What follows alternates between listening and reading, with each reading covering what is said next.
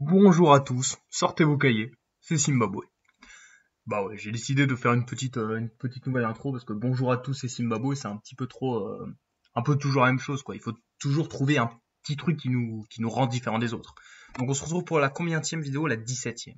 Ça fait quand même déjà pas mal, hein. Donc aujourd'hui c'est le jour de la consoude. Alors, plante herbacée, vivace, appartenant à la famille des affectant principalement les lieux humides, elles sont natives de l'Europe.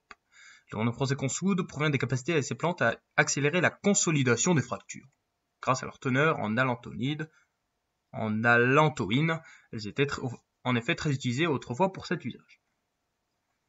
Elles sont connues depuis l'Antiquité, elles ont des feuilles velues et épaisses, des racines qui peuvent atteindre 1,80 m. D'accord, donc on a beaucoup d'espèces, utilisation, donc en permaculture, pour le compost, pour le purin. Donc c'est une plante assez facile à multiplier, avec une culture facile. D'accord, d'accord, d'accord. Donc, si vous devez retenir quelque chose, c'est que ça a aidé à consolider les fractures. Fracture, ça c'est quand même sympa, parce que quand même une fracture, ça donne pas envie, quoi. Regardez. Vous avez envie de vous retrouver comme ça? Bah non. Et bah grâce à la consoude, ça n'arrivera pas. Et ça c'est beau. Ça c'est beau. Qu'est-ce qu'on a d'autre? Les Perses prennent Jérusalem et emmènent le patriarche Apollos en captivité. Ça c'est quand même pas très sympa de la part des Perses, hein. Ils ont quand même fait de meilleures choses dans l'histoire. Reprise de Valence par les Almorachides de Youssef. Ok. Lèche le Blanc devient duc de Pologne. Très bien. Ah. Kubilai Khan devient grand Khan des Mongols. Alors. Donc. Alors déjà, qu'est-ce que le Khan? Khan est un titre signifiant dirigeant en mongol et en turc. Le terme parfois traduit comme signifiant souverain, celui qui commande. Le féminin de mongol de Khan est Khatun. Ça c'est quand même ça c'est quand même pas mal ça. Parce que les Khans on les connaît, mais qui connaît les Khatun? Alors que pour chaque Khan, il y a une Khatun. Et ça faut pas l'oublier.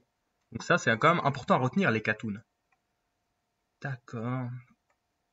Très bien, très bien, très bien. Voilà, donc Kublai Khan, très connu en Occident, c'est à court que résida plusieurs années Marco Polo. Ça c'est quand même Marco Polo, un homme qui est plutôt connu pour avoir fait des voyages. Le mec qui fait des voyages, il est connu. Enfin, tout le monde aimerait ça en fait. Tout le monde aimerait se barrer à l'autre bout du monde et hop devenir connu comme Marco Polo. Et Marco Polo, comme il l'a fait avant vous, bah lui il est connu. Voilà. Son récit a influencé Christophe Colomb, c'est comme sympa.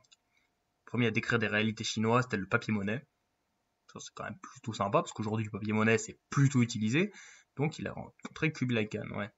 Oui, c'est vrai, d'ailleurs, Marco Polo avait été plutôt étonné parce que, enfin, les Khan, on avait quand même une mauvaise image d'eux dans l'Occident, parce que, bon, c'était un peu des mecs qui contrôlaient toute l'Europe, enfin, non, qui contrôlaient toute l'Asie et tout, c'est des psychopathes, quoi, les Mongols. Enfin, genre, ils contrôlaient tout ça, quoi, c'était abusé. Mais après, même si ils étaient très violents, ils avaient aussi des cultures, enfin, ils avaient une culture, quoi. Donc voilà, avec des musiciens, des chevaux, de la nourriture, enfin, comme tout le monde, quoi. C'était des humains.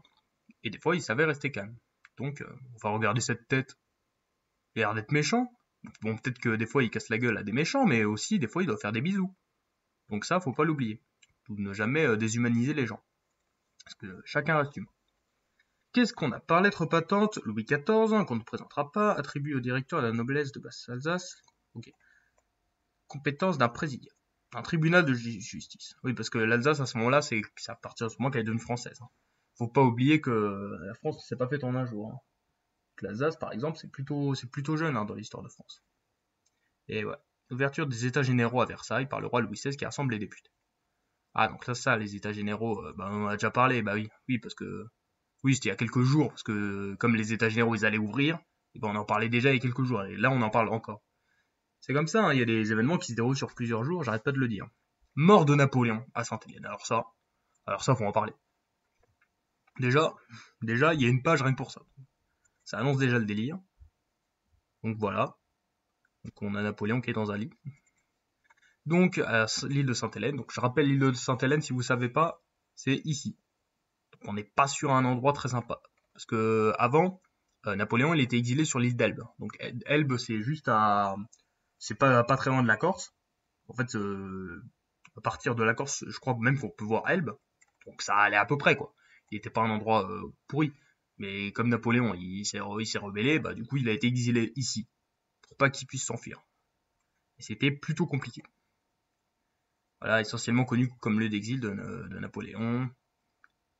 L'île lui doit son intérêt touristique qui repose sur l'attrait des lieux qu'il a fréquentés. C'est très cause d'origine criminelle à la suite d'un empoisonnement à l'arsenic. Controversé, historiens spécialistes de Napoléon comme Jean Tullard et Thierry Lenz maintiennent la cause pathologique. La dépouille de Napoléon Ier se trouve pas aux Invalides dès que le corps de son maître fut substitué. Le corps de l'empereur fut transféré à Paris. Ouais, bah après, il y a plein de théories. Des trucs qui disent qu'en fait, il est allé aux États-Unis en 1815, il est passé par un bateau. Une autre, que le pirate Jean Lafitte est allé trouver Napoléon. Enfin, un truc complètement fou, quoi. Douleur à l'estomac, vomissement. Prononce les mots tête et armée, hein, toujours. Hein. Pareil, eh bien, messieurs, c'était le plus grand ennemi d'Angleterre, le mien aussi, mais je lui pardonne tout. La mort d'un si grand homme, on doit éprouver qu'une profonde douleur et de profonds regrets. C'est vrai que Napoléon, c'est quand même un homme très grand de ce qu'il a, avec ce qu'il a fait. Bah, il a pas fait que des choses bien, évidemment. Hein. Faut pas oublier qu'il y a quand même des millions de morts à cause de lui. Enfin, pas que à cause de lui, mais aussi à cause de lui. Donc, faut quand même relativiser. Hein. C'était pas qu'un mec bien, mais enfin, quand il meurt, c'est quand même un grand événement. Voilà, cancer de l'estomac. Nombreuses controverses, bah vous voyez, cancer à l'estomac, waouh. Hypothèse d'empoisonnement à l'arsenic, l'intoxication à l'arsenic. Ne peut combattre aucun médecin, seule l'intoxication aiguë massive entraîne la mort. D'accord. Bah, c'est dommage parce qu'on ne parle pas des conséquences. Au cinéma, bon, on a un film Monsieur N, réalisé par Antoine Decaune, quand même qui est un réalisateur de qualité, parce qu'il est très mignon. Regardez, il a 65 ans, il les fait pas les 65 ans, hein. Là il gère. Là on voit l'élite. Bon, qu'est-ce qu'on a d'autre La Vendée. On parlera peut-être de la Vendée un autre jour. Soulèvement de Breslau en Allemagne. Ça devait être dans le contexte des révolutions en 1848. Ah, première bataille de Puebla entre les forces françaises et mexicaines. Donc là, vous dites peut-être, attendez, mais qu'est-ce que c'est que ces délires? Bataille entre la France et le Mexique? Eh ouais les gars, parce que faut savoir que pendant le Second Empire, il y a eu plusieurs batailles, enfin plusieurs guerres. Il y a eu une guerre pour l'unification de l'Italie en 1859. Il y a eu la guerre contre la Prusse en 1870. Il y a eu la guerre contre la Russie, c'était au début en 1854, avec plein d'autres pays. Mais il y a aussi eu une petite expédition au Mexique. Alors qu'est-ce que c'est que ça? Donc une expédition militaire qui eut lieu de 1861 à 1867 qui avait pour objectif de mettre en place au Mexique un régime favorable aux intérêts français. Alors, à l'origine de cette initiative se trouvent des conservateurs mexicains en Europe qui s'étaient installés au Mexique, un souverain européen catholique et conservateur pour contrebalancer le pouvoir des jeunes États-Unis protestants. Je rappelle, les États-Unis, ils sont juste en haut. Donc José Manuel, l'un d'entre eux, fait la connaissance de l'impératrice Eugénie. Donc Eugénie, une femme de qualité, hein, quand même, qui était la femme de Napoléon III et qui avait un grand pouvoir et une grande influence sur ce dernier. Réussit à intéresser à sa cause. Napoléon III sur le conseil du duc de Morny. Le duc de Morny, si je me souviens bien, oui, c'était un type aussi important. Voilà. Il paraît être le fils naturel de la reine. Il serait le petit-fils naturel de Charles Maurice de Talleyrand-Périgord. Ça c'est un homme très important de l'Empire, qui a beaucoup influencé Napoléon, et le demi-frère de Napoléon III. Waouh. C'est vrai qu'il y a un petit air de ressemblance avec ce bon vieux Napo. Donc, José, donc voilà, il réussit à intéresser sa cause. Donc, Cherchaille s'y trouva après avoir essuyé le refus de l'autre prince, l'archiduc Maximilien de Habsbourg, qui venait de refuser d'être roi de Grèce. C'est un truc de fou, ça, le mec. Je voulais devenir roi de Grèce. Bon, au final, je vais devenir roi du Mexique. Avant, le monde était un peu fou avant quand même, hein, quand on y pense. Hein. C'était un peu différent, quoi. Regardez, le mec, vice-roi de Lombardie-Vénétie, deuxième empereur du Mexique, dans le plus grand des calmes. Donc Maximilien hésita, mais encouragé par sa femme Charlotte, merci Charlotte, fille du roi des Belges Léopold I, okay, finit par accepter de devenir empereur du Mexique. Donc vous voyez, en fait, il faut se remettre dans le contexte. On est en 1861, qu'est-ce qui se passe? C'est la guerre de sécession aux États-Unis. C'est vrai que c'est quelque chose qu'on oublie, en fait. que pendant que les États-Unis étaient en guerre, bah, la France, c'était un empire. Et même que la France a réfléchi à intervenir dans la guerre américaine, parce que ça arrangeait pas trop la France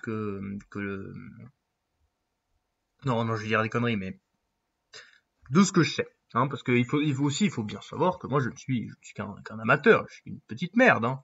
Ne me prenez pas pour un expert. Juste, les États-Unis, c'était une puissance émergente. Et les Français, ils avaient pas vraiment... Et les Français et les Britanniques, ils n'avaient pas vraiment intérêt à ce qu'il y ait un seul pays. Donc la division pour les États-Unis, c'était très bien pour eux.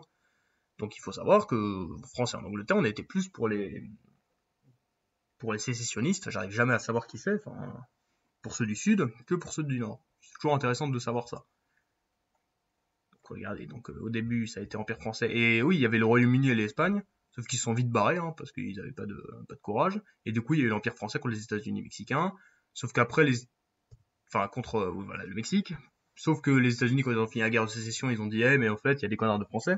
Et du coup, les États-Unis ont menacé la France de représailles, quoi. Enfin, a dit, t'arrêtes maintenant la France. Et la France s'est barrée. Et enfin, ça a été un gros coup dur parce que je vous rappelle que Maximilien, il s'est fait buter. Hein, voilà. Donc, il s'est fait exécuter, exécution sommaire. Voilà. On va se souvenir en Europe, hein, la chère femme, si elle vit, dit toutes mes yeux se fermeront avec son image que j'emporte là-haut. Je pardonne à tous, que tous me pardonnent, que mon sang prêt à couler soit répandu pour le bien du pays. Vive le Mexique, vive l'indépendance. Ah. Et il y a eu le peintre Édouard Manet qui a fait un tableau dessus. Donc, Édouard Manet qui est un peintre très important parce que peintre de qualité, expressionniste, fait plein de petits trucs sympas. Le déjeuner sur l'herbe, par exemple. Et donc l'exécution de Maximilien. Ça c'est intéressant parce qu'on peut relier l'art aux événements historiques. Il n'y a qu'à voir tous les tableaux qu'il y a eu sur Napoléon. Premier. Pas Napoléon III. C'est dommage. Donc voilà, réseau d'interventionnisme. Donc rivalité politique divisée à les classes. Depuis l'indépendance du Mexique. Le Mexique était en proie d'une instabilité qui visait financièrement le pays. L'opportunité était belle pour un pays puissant comme la France. La solution de Napoléon III est de mettre fin à des armes politiques, d'y instaurer un empire. Le Mexique deviendrait le premier pays industrialisé d'Amérique latine. Aussi, c'est toujours bien pour franciser l'Amérique, quoi, évidemment. Il y a des milliers de colons. Parce qu'il faut savoir que Napoléon III, c'était un rêveur, hein, ce type. Hein. C'était un universaliste. Vraiment, il avait des rêves pour la France, plein de trucs. Des milliers d'Italiens, de Rwandais, de Grecs, de ressortissants de tous les pays en difficulté viendraient y résider, concurrencer les États-Unis. Vous voyez, il voyait loin, quoi. Comme choix de destination des migrants, en choisissant un prince autrichien, l'empereur compensait diplomatiquement son engagement récent en Italie, parce que l'empereur, hein, qui était un peu con, il s'est mis l'Autriche à dos, du coup ça n'a pas aidé, hein, évidemment, dans la guerre de 1870, et ça n'a pas aidé non plus en 1866, ça a mené d'ailleurs à l'unification de la Prusse, enfin à l'unification de l'Allemagne, hein, parce que oui, genre la France, elle était contre l'Autriche, mais en 1859, mais du coup quelques années plus tard, en 1866, l'Autriche a battu contre la Prusse et l'Autriche a perdu. Et du coup, ça a rendu la Prusse encore plus puissante. Et du coup, Napoléon s'est retrouvé bien con parce qu'il se retrouvait contre la Prusse qui était super puissante. Voilà. Tout ça pour dire que des fois, on a des méchants et on aimerait que... Enfin, il y a des gens qu'on n'aime pas, mais des fois, il faudrait peut-être mieux s'allier avec eux contre un ennemi encore plus grand. C'est ce qui est arrivé à la France dans ces années. Mais Napoléon III, ça, il l'a pas vu venir. Et du coup, la France s'est fait punir pendant la guerre de 1870. Bon, alors on a déjà retenu pas mal de choses. Hein. Donc les fractures, hein. Retenez que la consoude, ça permet de soigner les fractures. Ça c'est quand même sympa. Retenez Cannes et Katoun. Katoun pour les femmes des Cannes, ça me semble sympa. Marco Polo qui fait des voyages, hein, tranquillement, et qui rencontre Kublai Khan. Les Mongols aussi, retenez que les Mongols c'était aussi des humains comme nous, et qui avaient de jolies barbes. Sainte-Hélène, l'île de Sainte-Hélène qui est là, donc juste à gauche de l'Afrique. Antoine de Caunes, un mec de qualité, voilà, qui a fait un film sur la mort de Napoléon. Les États-Unis mexicains, donc un projet quand même intéressant qui aurait pu voir le jour, hein, pourquoi pas. Les forces armées françaises, donc Eugénie, donc la femme de Napoléon, le duc de Morny, qui est le demi-frère de Napoléon III. La Grèce, Édouard Manet, donc un peintre de qualité, Maximilien Ier, qui fut empereur du Mexique et qui a failli être roi de Grèce, hein, voilà. Pourquoi pas, l'expédition au Mexique, qui fut totalement désastreuse pour la France au final. Voilà tout ce qui s'est passé le 5 mai, et en plus on n'a pas tout. Donc si vous avez aimé, vous lâchez un pouce bleu, vous vous abonnez. Bah moi j'ai aimé faire cette vidéo, j'espère que vous aussi vous avez aimé la regarder. C'était Zimbabwe. Bisous.